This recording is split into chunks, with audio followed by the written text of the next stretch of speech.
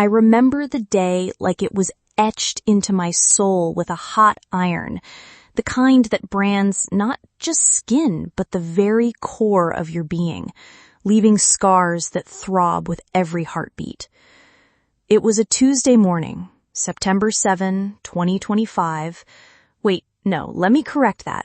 In my mind, time blurs, but it was March 15th of that year. Though today, as I recount this, it's already faded into the rear view like a bad dream finally exorcised. The office of Apex Logistics was its usual drab self. Dim fluorescent lights, buzzing overhead like angry hornets, casting long shadows across the beige cubicle walls that seemed to close in tighter each year. The air, a nauseating cocktail of stale coffee grounds from the perpetually broken machine, the sharp bite of printer toner, and that underlying metallic tang of desperation, the scent of unfulfilled dreams and overtime that never got paid. I'd been chained to that place for 7 grueling years, ever since I was a wide-eyed 25-year-old fresh out of community college in Columbus, Ohio, clutching my associate's degree in accounting like it was some sacred talisman promising escape from the small-town poverty that had defined my youth. But, oh, listener, to truly unravel the inferno that consumed me on that day, you have to journey back with me through the cold ashes of my past, the slow, insidious grind that turned optimism to ash, hope to bitterness, and finally, rage to righteous fire. Picture me, Sarah Jenkins, no longer the eager girl, but a battle-worn woman, the invisible gear in the corporate machine, the one who oiled the wheels night after night, crunching endless streams of numbers until my vision blurred and my soul screamed for mercy. All of it, every unpaid second, because my boss, God, I can barely say it without tasting bile, Mr. Harlan Graves, with his predatory smile and voice like oiled silk over broken glass, had this infuriating mantra. Overtime? What's that supposed to mean, Sarah? We're a family here at Apex. Families don't punch clocks. They sacrifice together. They pull through for the greater good. The greater good? His greater good, more like, pocketing bonuses while we bled for scraps. Yeah, a family, all right. One where the children slave in the shadows, the elders feast at the table, and the father plays king from his ivory tower, doling out platitudes instead of paychecks. To pull you deeper into this tale, let's rewind the reel all the way back to where it all began. Not just at Apex, but in the dusty cornfields of Milford, Ohio, that forgotten speck on the map where ambition goes to wither like untended crops. I was born Sarah Marie Jenkins in a clapboard house on Elm Street, the kind with creaky floors and windows that rattled in the wind like they were whispering secrets of regret.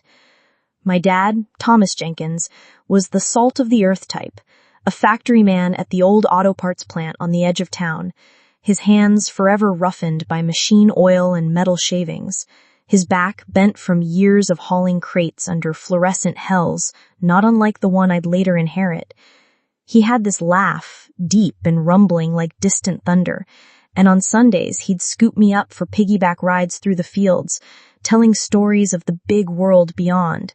One day, kiddo, you'll conquer cities, not just corn. But life in Milford had other plans.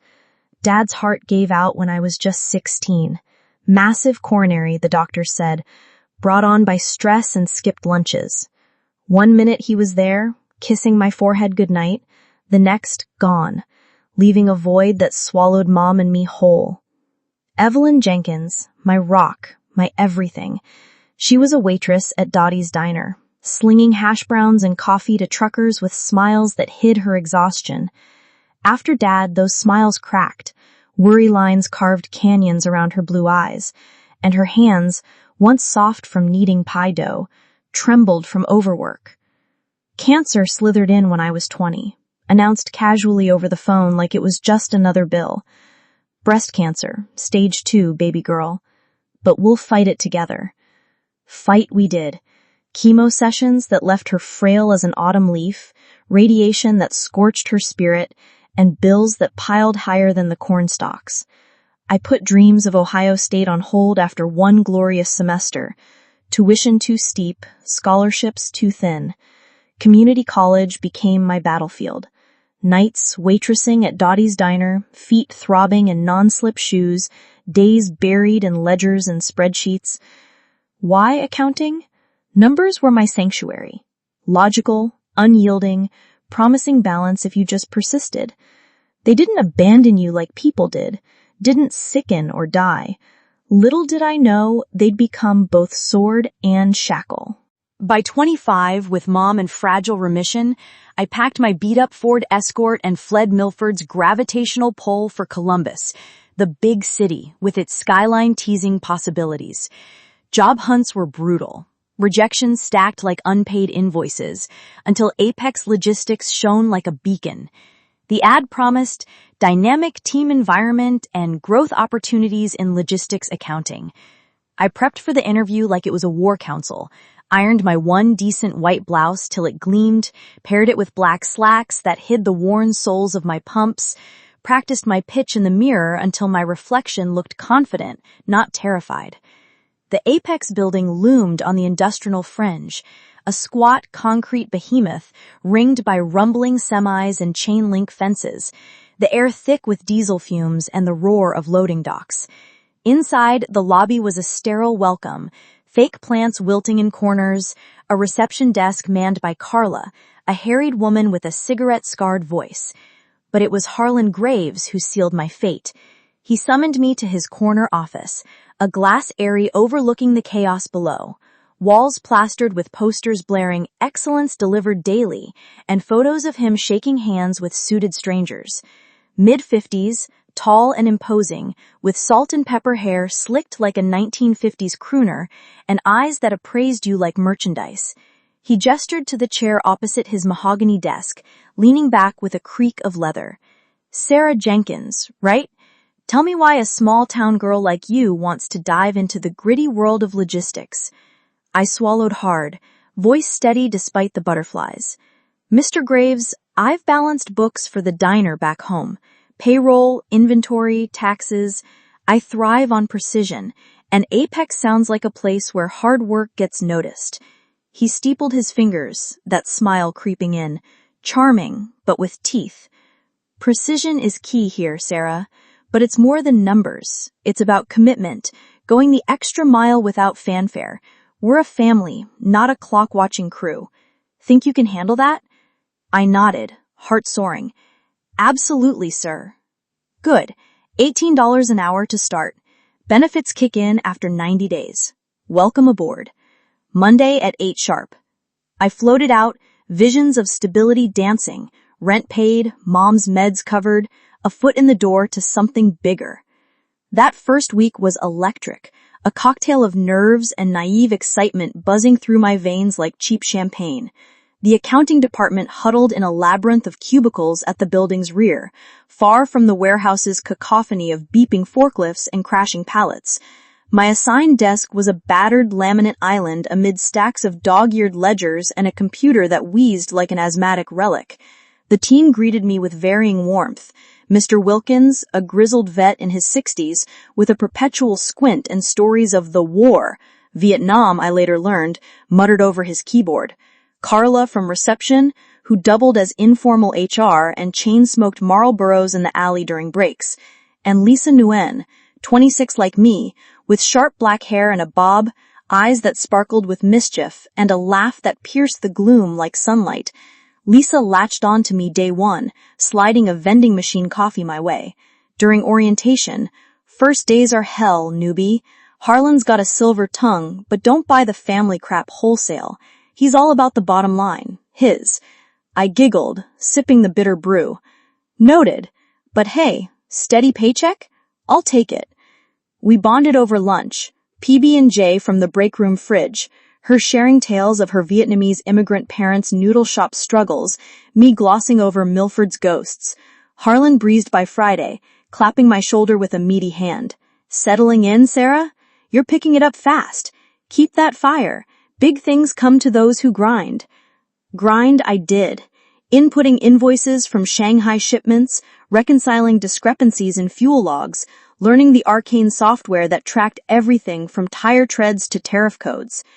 By week's end, my direct deposit hit, $720 after taxes, and I treated myself to a real dinner, takeout Thai from the corner spot, eaten on my sagging couch in the studio apartment with its peeling floral wallpaper and parking lot view. Dreams that night? Promotions, savings accounts swelling, mom beaming over the phone. Proud of you, baby. You're making it. But innocence is a fragile thing, shattered not by a hammer, but by the slow drip of reality. It began subtly, a leak in the dream's foundation. Week 2, a delayed container from the port of Los Angeles, manifests not matching inventory. Phones rang off the hook. Harlan's email pinged at 6:45 p.m. as I packed my bag. Sarah, stay late. Sort this mess. Extra mile, remember? I did, till 9:30, stomach rumbling, eyes gritty. No formal overtime slip. The next morning, he breezed past with a wink. Handled like a pro. That's why we hired you. No need for paperwork on small stuff. Consider it part of the investment in your future. I nodded, flattered, despite the twinge. Week 3 escalated. A trucker's manifest error meant rekeying 500 entries over the weekend. Friday close, Harlan was already in his Burberry coat, golf clubs slung over his shoulder. You're on point, Sarah. The team's counting on you. Saturday dawned gray. I arrived at 8 a.m. to an empty office, the silence oppressive save for the AC's hum. Hours blurred, coffee cold, fingers cramping, back aching from the ergonomic unfriendly chair. By Sunday night, 11 p.m., it was done. Monday, I slid the overtime form across his desk, hopeful. He glanced, cuckolded low. Overtime? Come on, Sarah. That's salaried life. Salty hours all in the pot. Handbooks are suggestions. Loyalty's the real currency. Trust me, it'll pay off bigger. Protest died on my tongue. The seed of doubt sprouted, but I watered it with necessity. Rent due, mom's copay looming. Lisa cornered me at lunch. Heard about the weekend. Classic Harlan. Document it, girl. Paper trail is your friend. I started a notebook then, hidden in my drawer. Dates, hours, tasks. Not rebellion, yet, just armor. The months melted into a numbing routine, each one layering resentment like sediment in a riverbed. By the end of year 1, extra hours were my shadow, reconciling warehouse payroll till midnight while drivers punched out at 5, their laughter echoing as they headed to bars I couldn't afford. Harlan's family meetings were theater. Standing in the conference room, him at the podium with pie charts showing record profits, us nodding as he touted shared success. Shared? His BMW gleamed in the reserved spot, upgraded to a 7 Series. Mine rusted in the employee lot, tires bald from neglect. Personal life frayed at the edges. A blind date with a nice accountant from another firm fizzled when I bailed for a crisis. Harlan's 8 p.m. call about a billing glitch. Sorry, work emergency, I texted, alone with ramen in my kitchenette. Mom's weekly calls grew strained. You sound so tired, Sarah. Is the job worth it? It's building something, Mom. Stability. But stability felt like quicksand. Lisa and I formed our ritual, post-shift burgers at Mickey's Diner, her venting about denied raises, me about the endless grind. He's a leech, Sarah, sucks us dry and admires his reflection. I'd force a laugh, but nights alone, staring at water stains on my ceiling, tears came unbidden. Why stay? Bills, fear of the unknown, that carrot of promotion always just out of reach. Year 2 brought isolation. Friends from college drifted, their lives blooming while mine stagnated. A brief spark with Mark, a sales guy. Coffee dates that led to nothing when Harlan's urgent project swallowed my weekends. You're married to the job, he joked before ghosting. The notebook thickened, entries laced with frustration. 12:15 XX, 14 hours on holiday inventory. Denied again. Family holiday bonus coming, he said. Liar. Year 3 cracked the facade wide open, the Christmas Eve from hell that still haunts my holiday carols. A freak snowstorm paralyzed the Midwest. Trucks idled in lots, transports frozen in transit. Apex's year-end reports loomed like a guillotine. Harlan, ever the absentee father, jetted to Aspen with his trophy wife and spoiled teens, bragging emails to the team about recharging for the new year. I drew the short straw, sole accountant on duty. The office emptied by noon, coworkers fleeing to families. I lingered, the tree in the lobby mocking with its twinkling lights and fake snow. 8 p.m., his call, voice merry with mulled wine and party chatter.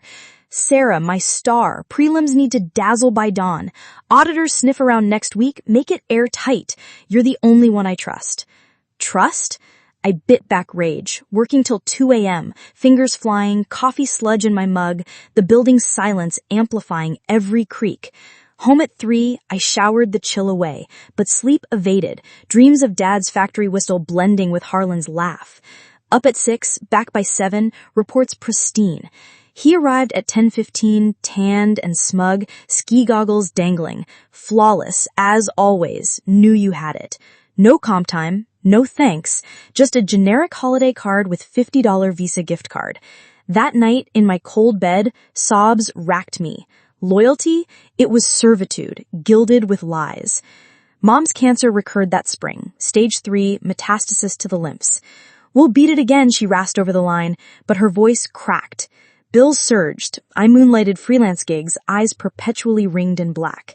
Harlan noticed my gauntness. Family first, Sarah. Take time if needed. I couldn't. The notebook became confessional. 322XX. Mom scan $800 out of pocket.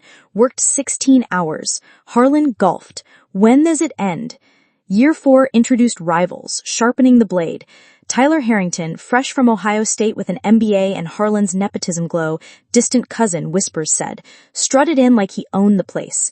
Golden boy. Tailored suits, firm handshakes. His first late night, overtime approved, no question. Learning curve, he beamed. Me, still the ghost. Suggestions dismissed. Jealousy burned, but clarity followed. I was replaceable unless I armored up. The notebook digitized. Scans, timestamps. Lisa and I plotted over wine coolers one rare night off. You're the backbone, Sarah. He needs you more than you know. A subplot flickered. Jake Ramirez, a warehouse driver with warm brown eyes, tattooed arms from his Marine days, and a smile that thawed my frost. We'd chat in the break room, him sneaking me fresh coffee, me sharing laughs about Harlan's ties. You're too smart for this pen-pushing, Sarah. Ever think of unionizing? His touch lingered one evening, a brush of hands over a shared donut. Sparks flew. We stole kisses in the stockroom, his whispers of escape. Leave with me. Start fresh. But Harlan's efficiency audit transferred Jake to Toledo 6 months in. Business needs, he shrugged. Heartbreak hit like withdrawal. Nights alone, I wept for what might have been. Mom's treatments intensified. Visits home became marathons of hope and despair. You're my hero, she'd say, frail in her hospital gown. Hero? I felt like a fraud. Year 5, the storm clouds gathered. Team meeting, fluorescent hum underscoring Harlan's forced joviality. Routine IRS audit team, heads up but no sweat. We're squeaky clean. Clean? I'd been the scribe of his creative accounting, underreporting labor to juice profits, fudges he directed with winks. Just balancing the books, Sarah. Everyone does it. Guilt coiled in my gut like a serpent. Was I criminal too? Panic nights, pacing my apartment, Jake's old texts glowing on my phone. I backed up everything, USB drives hidden like contraband. Spoke up tentatively. Sir, the 2023 payroll, discrepancies in hours? His eyes narrowed, but I held gaze. Evolution stirred from silent martyr to whispering rebel. Lisa high-fived me. That's my girl. Mom's update. Remission again. Your checks helped, baby. Spark of purpose amid the dread. The audit's eve was frenzy incarnate. Harlan shredded files in his office, whir of the machine audible through walls, sidelining Wilkins and Tyler, holing up like a cornered rat. He ignored me, the fool, treating me as fixture. Emotions turned, volcanic anger at his hubris, poignant sadness for the girl who'd believed, electric thrill of reckoning. Lisa's hug in the parking lot. You've built the arsenal. Use it. Mom's call. Whatever comes, you're stronger than you know. Like your father. Sleep. A joke. Dawn of March 15th broke cold and clear, mirroring my resolve. The day unfolded like a thriller script I never auditioned for. Auditors arrived at 9 a.m. 3 Avengers in navy suits. Miss Elena Ramirez, lead with piercing dark eyes and a no-nonsense bun. Mr. David Ellis, stoic, with a ledger gaze. Miss Priya Patel, meticulous, notepad ever ready. The office ossified, phones silent, whispers hushed, air thick as courtroom tension. Harlan greeted them with sweaty handshakes, leading to the conference room, a sterile box with a long oak table and windows overlooking the docks. Hours dragged. I pretended busyness at my desk, heart hammering like a war drum. Then, boom, the door burst open. Harlan, face ashen, tie askew, bellowed, "Sarah Jenkins, get in here now!" Heads swiveled. Lisa's eyes widened in shock. Me? The overtime phantom? He stormed over, clamping my arm in vice grip. Desperation incarnate. "The originals, they're buried in your system. You're the only one who knows the filing codes. Help me out here." I wrenched free, a tidal wave of power surging. For years, invisible, now indispensable. Irony, delicious. Into the lion's den I strode, chin lifted, pulse thundering. The auditors looked up, pens poised. "Miss Jenkins?" Ramirez queried, voice steel-wrapped silk. "Mr. Graves indicates you're the records custodian." I nodded, throat dry, but voice emerging clear. "Yes, ma'am. 7 years' worth." As I delved into the backroom archives, dusty cabinets groaning under weight, questions pelted like hail. "These labor entries, inconsistent," Patel noted, flipping pages. Harlan fidgeted beside me, sweat beading. "Sarah manages the details," he muttered. "Details? My life's blood?" The dam cracked. "Actually," I said, turning to face them all, "these are my records. Every overtime hour I've logged, nights till dawn, weekends erased from life, holidays sacrificed, submitted, signed, dated. All denied by Mr. Graves." Silence crashed, thicker than fog. Auditor's eyes sharpened. Harlan sputtered, "Sarah, this is insubordination. You're out." But Ramirez raised a hand, authority crackling. "Hold, Mr. Graves. This suggests systemic wage theft, FLSA violation, federal matter. Miss Jenkins, evidence?" Hands shaking but sure, I unzipped my tote, my secret arsenal, bound dossiers of every denial. "Here." Comprehensive. For me and others. Harlan's face purpled. The room ignited. The unraveling was operatic. Auditors sequestered me for hours. Depositions in a side room, my testimony flowing like pent-up river. Specifics on fudges, underpayments rippling to the warehouse crew, profits siphoned offshore. Harlan raged outside, but power had shifted. By evening, DOL agents arrived, whispers of subpoenas.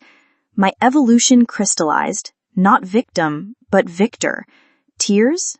Yes. Cathartic, washing years of grime. Lisa texted, "Hero." Mom informed later, "Knew you had it in you." Fallout cascaded like dominoes in a gale. Audit ballooned to months. My files unraveled the web. $2 million skimmed, half the staff underpaid. Harlan indicted. Wire fraud, tax evasion. Handcuffed in the lot, his glare met my serene smile. "Enjoy the view, Harlan." From the bottom. Back pay? $180,000 for me, plus class action shares. Company dissolved. I landed at Horizon Financial.